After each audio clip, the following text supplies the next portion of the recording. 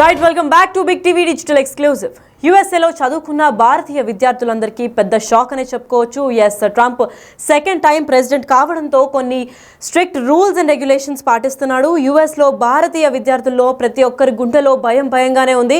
ఎందుకు అంటే చదువు కోసం F1 వీసాలపై అమెరికాకు ఏటా లక్షల మంది వస్తూ ఉంటారు. ఎస్పెషల్లీ ఇండియన్స్ వస్తూ ఉంటారు అనే విషయం మనందరికీ తెలిసిందే. అయితే ఖర్చుల కోసం పార్ట్ టైం ఉద్యోగాలు చేస్తూ వాళ్ళు సర్వైవల్ కోసం కానివ్వండి, లేదంటే ఆల్రెడీ చేసిన లోన్స్ క్లియర్ చేసుకోవడానికి వాళ్ళు పార్ట్ టైమ్స్ చేస్తూ ఉంటారు చదువుకోవడం కాకుండా.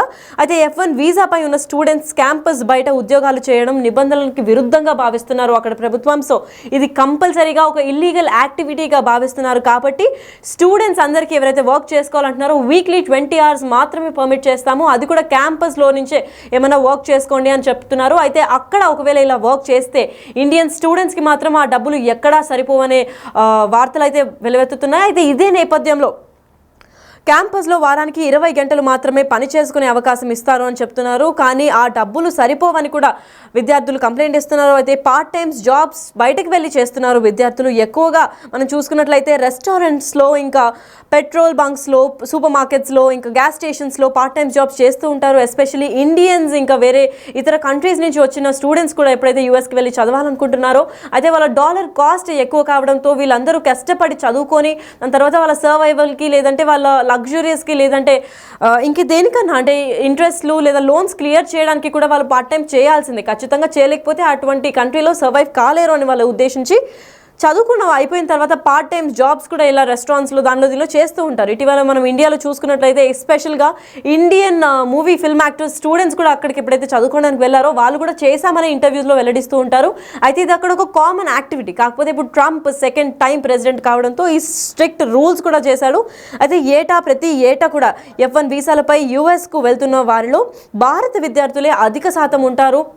అయితే మోస్ట్లీ ఇండియన్ స్టూడెంట్స్ యూఎస్కి మాస్టర్స్ కోసం వెళ్తుంటారని కూడా ట్రంప్ వెల్లడించాడు. అయితే గత ఏడాది F1 వీసాలపై అమెరికాకు వెళ్ళిన స్టూడెంట్స్ అంటే కేవలం భారతీయ విద్యార్థుల సంఖ్య కేవలం 3,30,000 మంది వెళ్ళారు. దాంట్లో స్పెషల్గా తెలుగు రాష్ట్రాల నుంచి అంటే సౌత్ ఇండియన్ తెలుగు స్టేట్స్ నుంచి మాత్రమే వేల సంఖ్యలో విద్యార్థులు వెళ్ళారు. అయితే యూఎస్లో మాస్టర్స్ చేయాలి అనుకున్న వాళ్ళు ఫ్యాషన్ డిజైనింగ్ కానివ్వండి, మాస్టర్స్ ఆర్కిటెక్చర్, సైకాలజీ ఏదన్నా కానివ్వండి, మాస్టర్స్ చదువుకోవాలని ఆసక్తిగా F1 వీసాకి అప్లై చేసుకుని కొన్ని సంవత్సరాలు వెయిట్ చేసి ఆ వీసా అప్రూవ్ తర్వాత వెళ్తూ ఉంటారు. డిగ్రీ అవ్వగానే, ఇంటర్మీడియట్ అవ్వగానే వెళ్తూ ఉంటారు.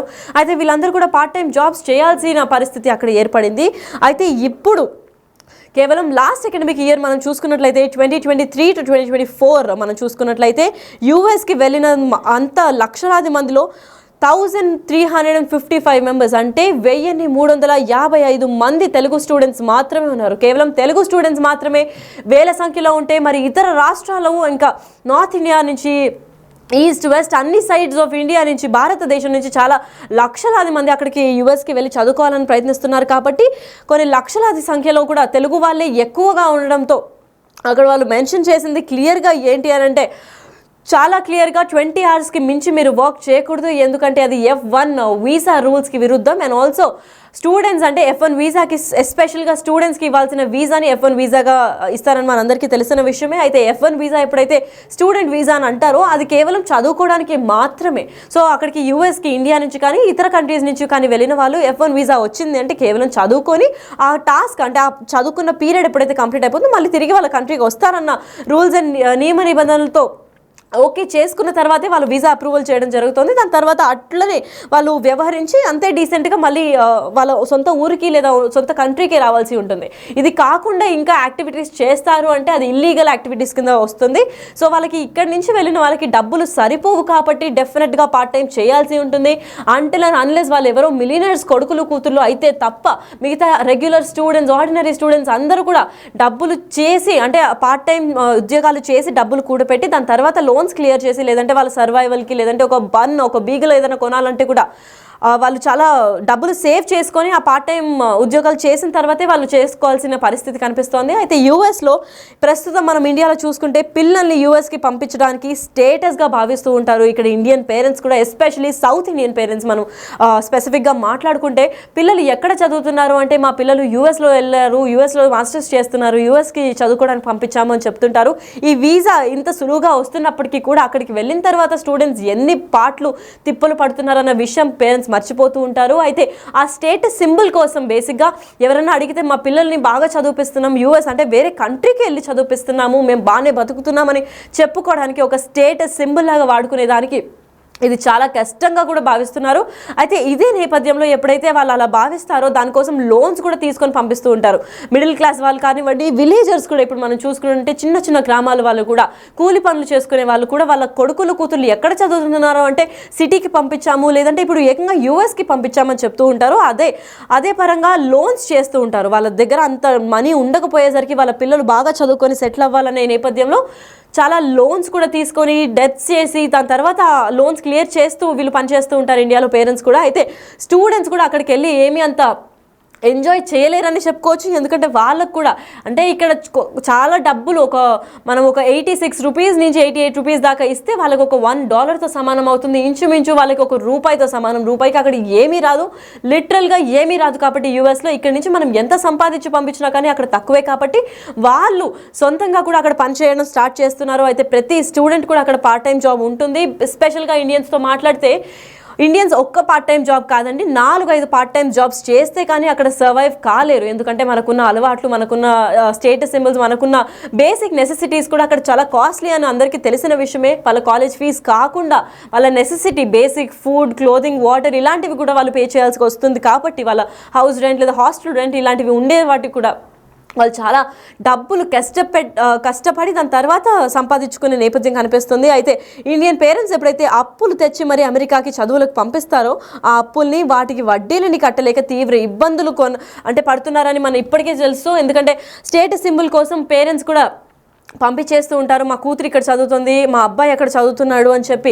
కాకపోతే అది పంపించిన తర్వాత పేరెంట్స్ కూడా ఇక్కడ నానా ఇబ్బందులు పడి మొత్తం తంటాలు పడి ఎక్స్ట్రా ఓవర్ టైం చేసి స్టూడెంట్స్ పార్ట్ టైం జాబ్ చేసుకొని లేదంటే double sourcing income business startups చేసి ట్రేడింగ్ చేస్తూ ప్రాఫిట్ లాస్ అన్నీ ఎదుర్కొంటూ ఆ లోన్స్ క్రియేట్ చేసే రన్లో ఉంటారు. అయితే ఈ మ్యారథాన్లో ఎప్పుడైతే పేరెంట్స్ పడిపోతారో అక్కడ స్టూడెంట్స్ హ్యాపీగా ఉన్నారు అని భావిస్తూ ఉంటారు. కాకపోతే ఇప్పుడు ట్రంప్ ప్రెసిడెంట్ అయ్యి 2nd టర్మ్ అవుతుంది కాబట్టి ఈయన స్ట్రిక్ట్ రూల్స్ని అంటే ఉన్న రూల్స్ని ఇంకా కఠినంగా చేశారు. సో ఇప్పుడు ప్రస్తుతం యూఎస్లో ఉన్న స్టూడెంట్స్ అందరికీ భయంగానే ఉంది గుండెల్లో. ఎందుకంటే కేవలం ఇప్పుడు ట్రంప్ చెప్పిన మాటల్లో 20 hours మాత్రమే పర్మిట్ చేస్తానన్నారు.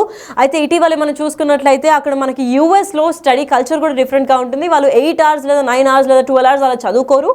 వాళ్ళకి స్లాట్స్ కిందకి కూడా వాళ్ళ క్లాసెస్ జరుగుతూ ఉంటాయి. మోస్ట్లీ మాక్సిమం అంటే 6 hours చదువుతారు. దాని తర్వాత మిగతా డే అంతా వాళ్ళు పార్ట్ టైంకే చేస్తూ ఉంటారు. అక్కడ స్టూడెంట్స్ కూడా వెళ్ళి కొంచెం సేపే చదువుకొని దాని తర్వాత క్యాంపస్ బయటకు వచ్చేసి కాఫీ స్టాల్స్లో లేదంటే పెట్రోల్ బంక్స్లో, రెస్టారెంట్స్లో ఇలా వేరే ప్లేసెస్లో, గ్యాస్ స్టేషన్స్లో ఇలా పార్ట్ టైం జాబ్స్ చేసుకుంటూ ఉంటారు.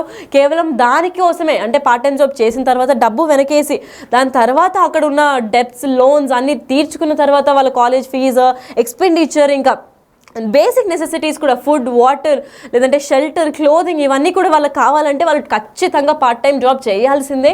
లేదు అంటే ఇండియన్ నుంచి మనం ఎంత డబ్బులు పంపించినా వాళ్ళకి తక్కువగానే ఉంటుంది. ఎందుకంటే వాళ్ళ $, = మనకి చాలా డబ్బులు ఇక్కడ. సో ఈక్వల్ కూడా కాస్ట్ చేయలేము. అండ్ ఆల్సో ఫారెన్ ఎక్స్చేంజ్ దీనిలో కూడా చాలా డబ్బులు కట్ అవుతాయి, ట్యాక్స్ పడుతుంది.